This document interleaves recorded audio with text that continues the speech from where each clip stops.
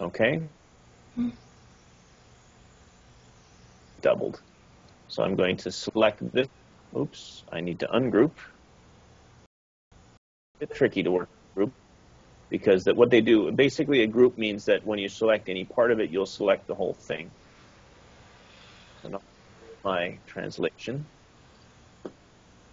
brand new translation. Okay, and I'll hide these again.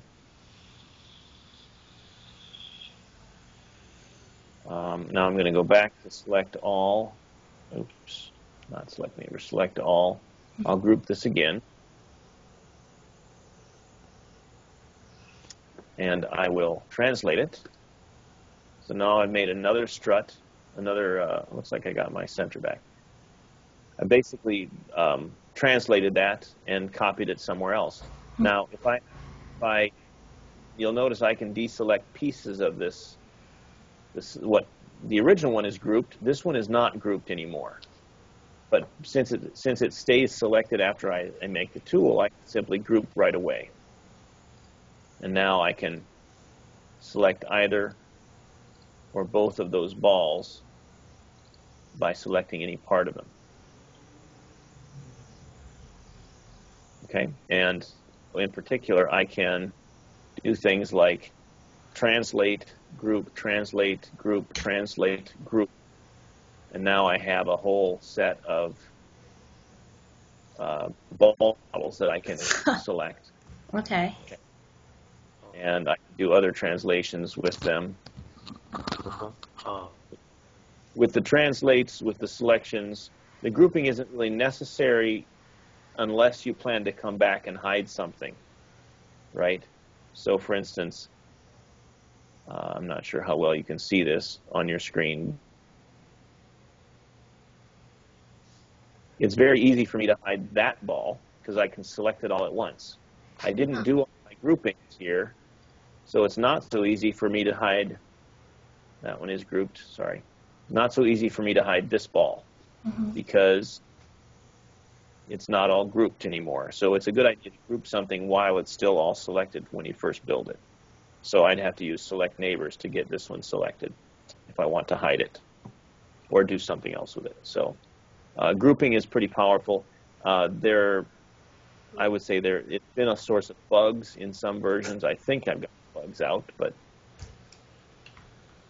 this is interesting. I would say, Evan, if you're planning to build a building model that has repetitive structures, you will need to do grouping. You will need to do translations. Okay. Grouping. Okay. I will try this function. Excuse me. That means if we find a pattern of a big model, we can easily change to manipulate them into the whole model. Yes. If we find a single pattern.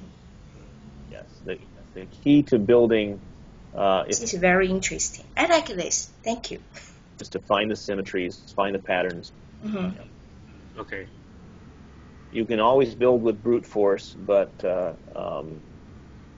it's probably better to find the symmetries you can apply. Okay. It's okay. Beauty of really time to do. Let's see what else. We've talked about group and ungroup. We've talked about invert selection. Show all hidden can be very useful. If I want to get back my original symmetry axes, show all the hidden struts, and they'll all be selected. So, for instance, if I wanted to retain these red struts, I would simply unselect them and then hide again. So all things that were hidden will go away, right? Okay. So definitely learning to manipulate the selection to your advantage is one of the tricks. There is also copy and paste. Let's see if we can make that work. It's a little bit tricky because it works relative to